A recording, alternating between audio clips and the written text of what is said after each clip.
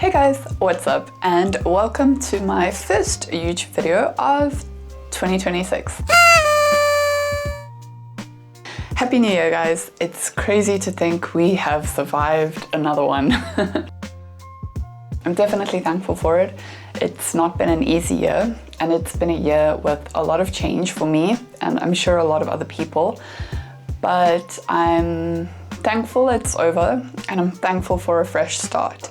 You know, I know that you can always start things no matter the time. It doesn't have to be the first of the week or the first of the month or the first of the year or first day of the year, but it definitely does help with stronger mentality if you start at the beginning rather than midway or nearer to the end.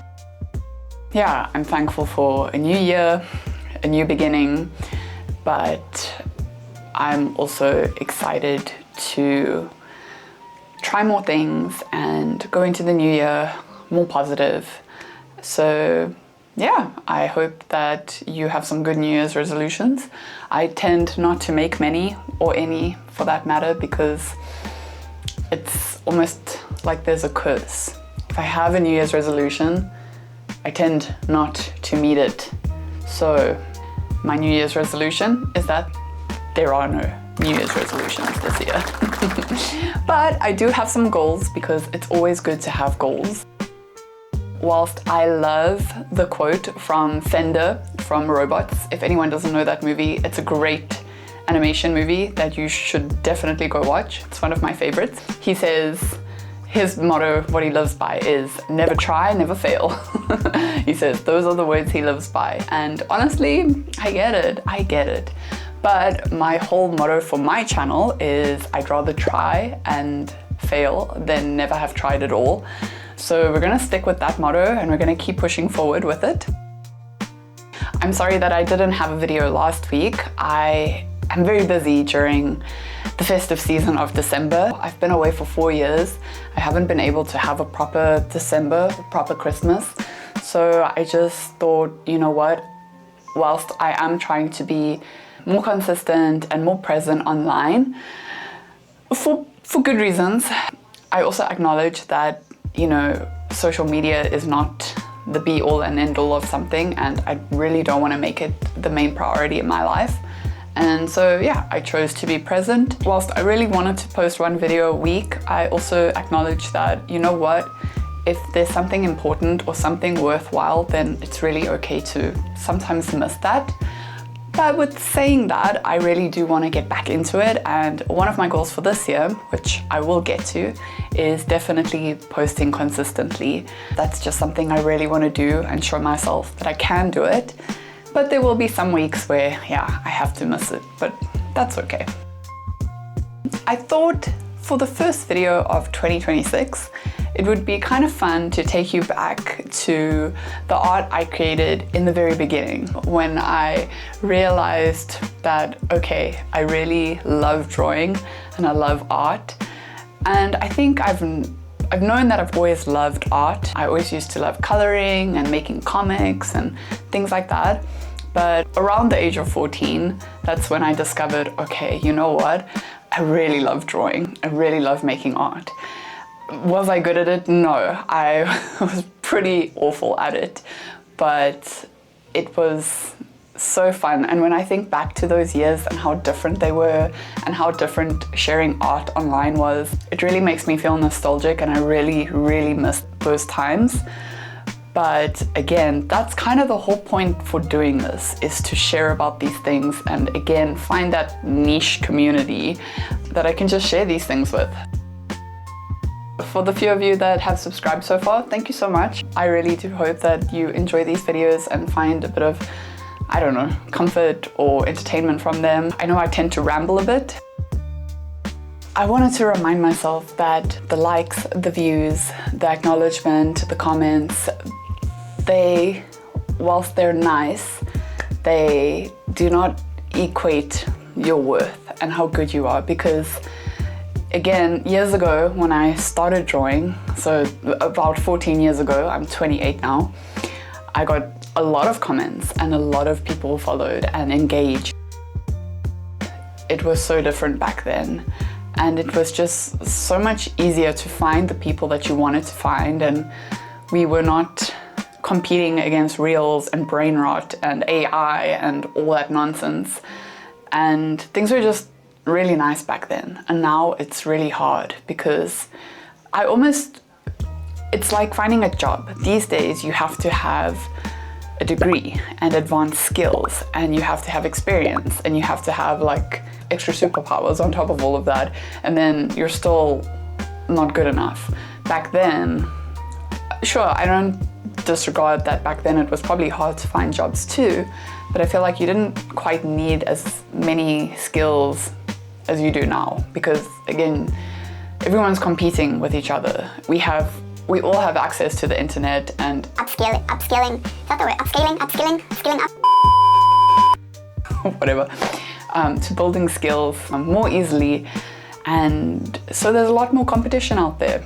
Or, you know, we're faced with AI choosing CVs rather than actual humans, and that can make it difficult too, because now you've got to get through a robot to get to an actual human to hire you. And in the same way with creating art, you know, you're competing against all these things online, and you got to be a content creator, and you got to make videos, and you got to talk about your art and make it interesting. And we have to really rely on consistency, luck, or being extremely good, or just having not so much a niche, but like an umbrella where many people kind of go to. And one of those are fan art. And I'm at a point in my life where, again, I still love fan art, but I don't want to make it my identity within my art. And unfortunately, that makes it harder to find the right people. So yeah, I wanted to take you back to 14 years ago and what I was drawing and what inspired me at the time and things like that.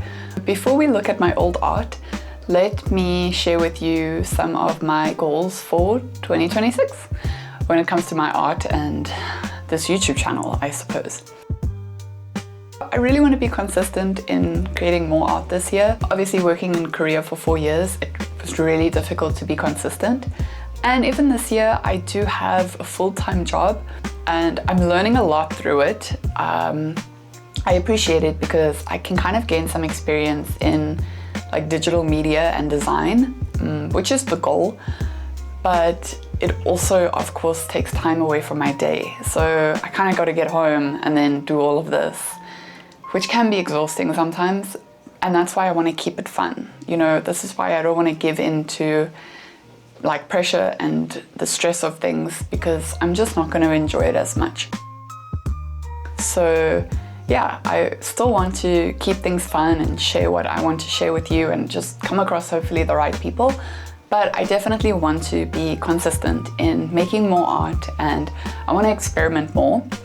And one thing I really, really want to do this year is finish 3 sketchbooks. Whew, that's a big statement because I have for the past, I want to say 6 or 7 years, I have not managed to finish a sketchbook.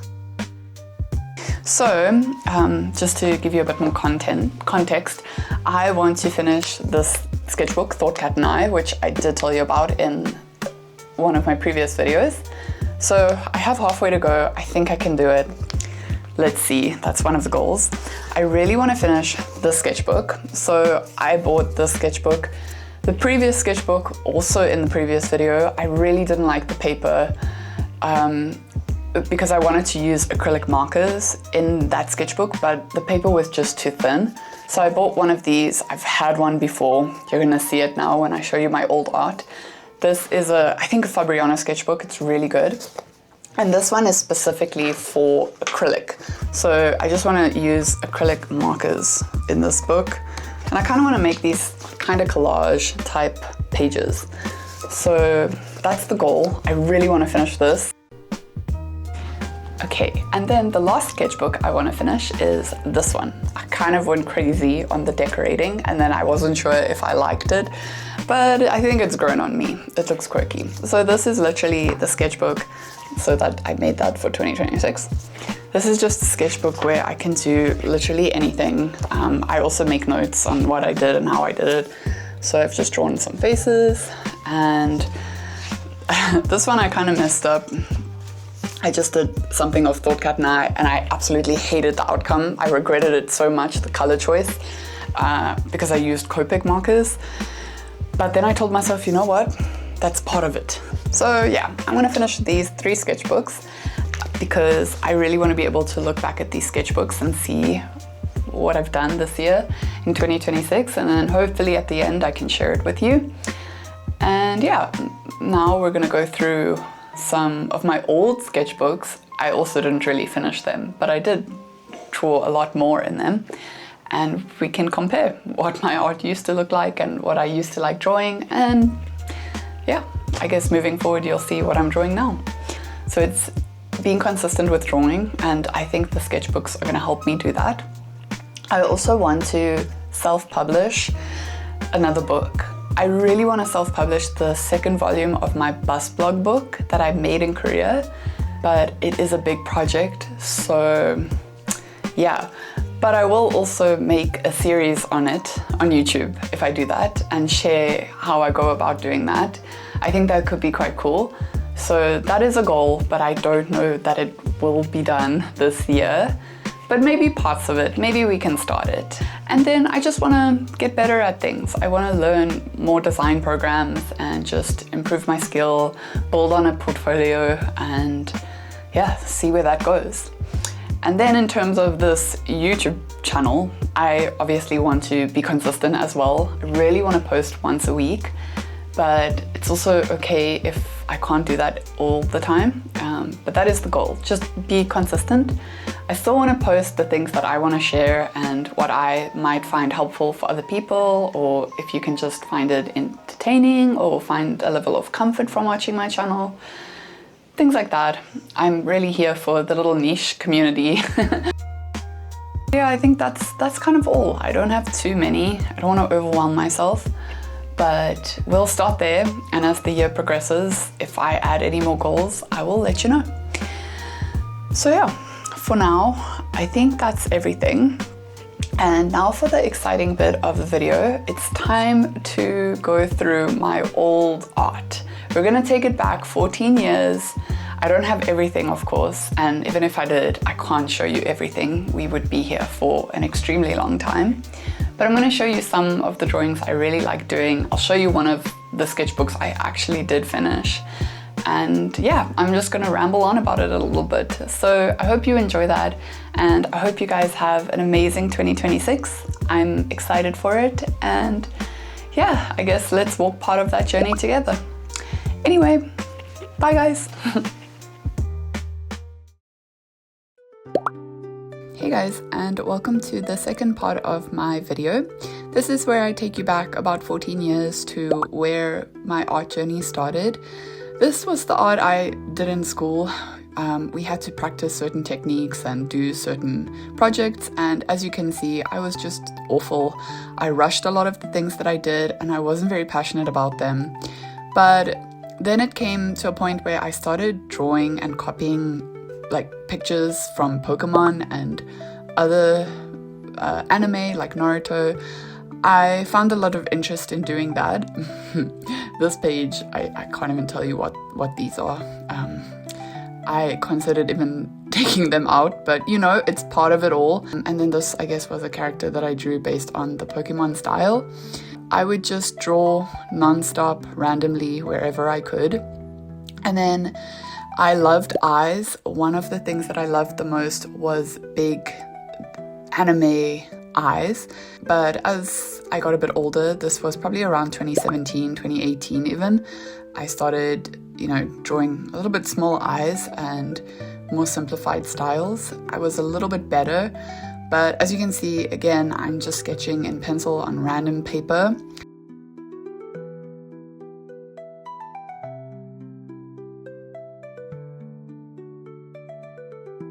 I love to make characters, but they were all very generic looking and they looked the same.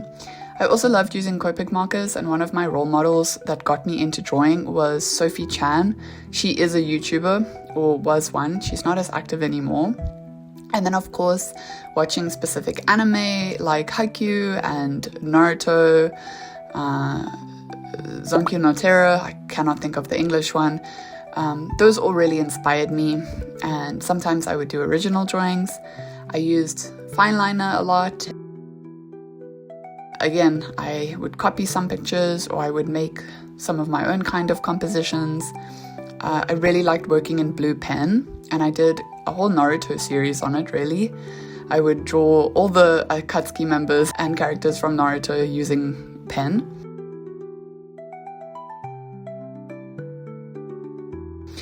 This was for Inktober. I did a few of these, and I really enjoyed them. I had a lot of fun with them.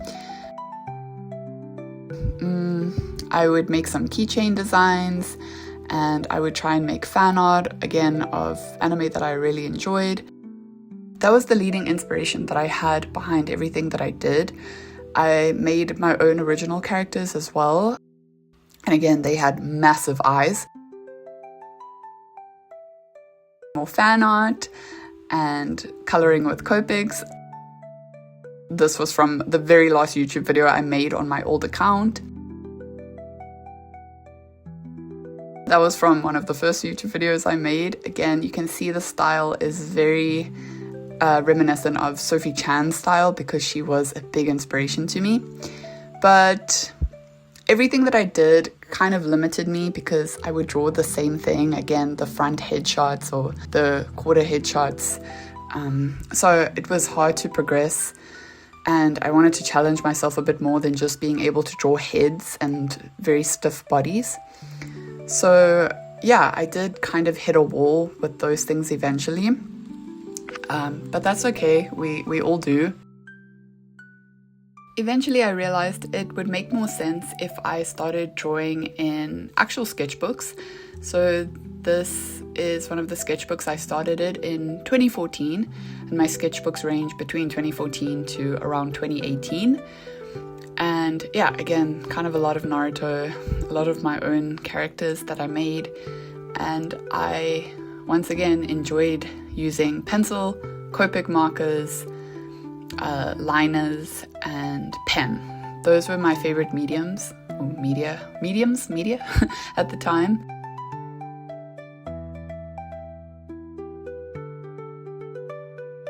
Again, more of the same things.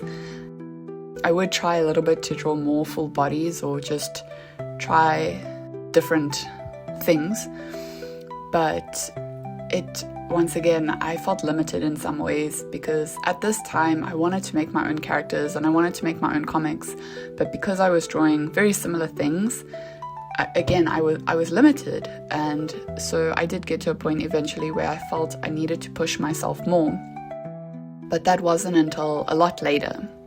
But I think there's nothing wrong with drawing what you like and what you want to draw, as long as you have fun.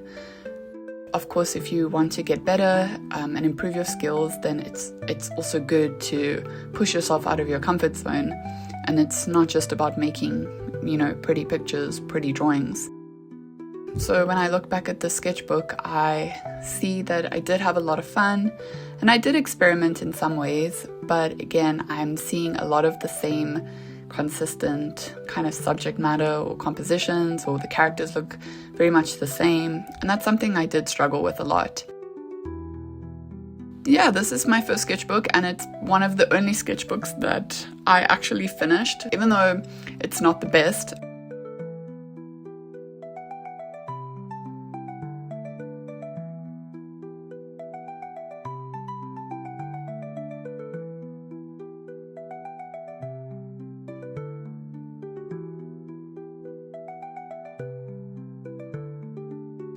This sketchbook then follows, and I did this one in 2015. This is a Moleskine sketchbook, and I honestly really love Moleskine sketchbooks. I love that they're a little bit off-white and they're smooth, and the page for this one specifically is quite thick. As you can see, I started watching Haikyuu and I really enjoyed that. Again, fan art really drove my inspiration at the time, and and besides making some original drawings and characters, it was mostly fan art that I was inspired by. And again, nothing wrong with that, because if it gets you to draw, then that's a good thing.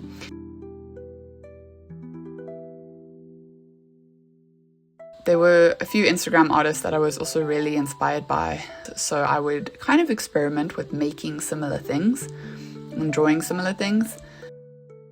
I guess I was still trying to then also find my own unique style.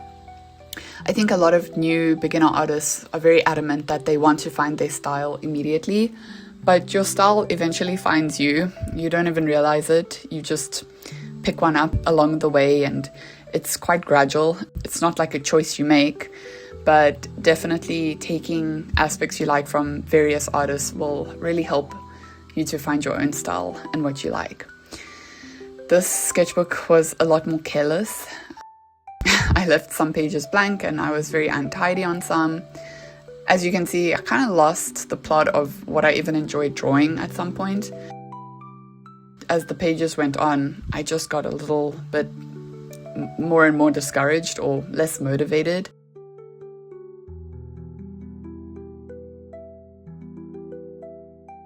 And then I tried again to draw like my own characters. I don't know why I drew a random eye and wasted a whole page. But again, I was struggling at the time, and this was 2015. So this was my last year of school, and I was about to graduate. You would say graduate, we say matriculate in South Africa. I was about to matriculate and go on to actually studying visual arts. During that time, I didn't draw for like a whole year. But then, fast forward to 2018, which is the sketchbook, I found my muse in BTS. Yes, not even I could escape it. So I started drawing more real people and practicing that.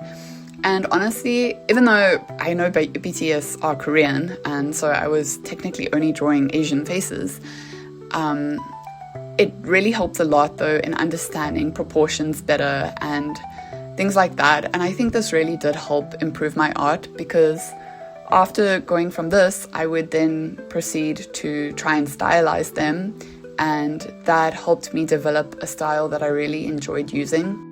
That helped me really grow my confidence, and I think a lot of people on my Instagram at the time really enjoyed that.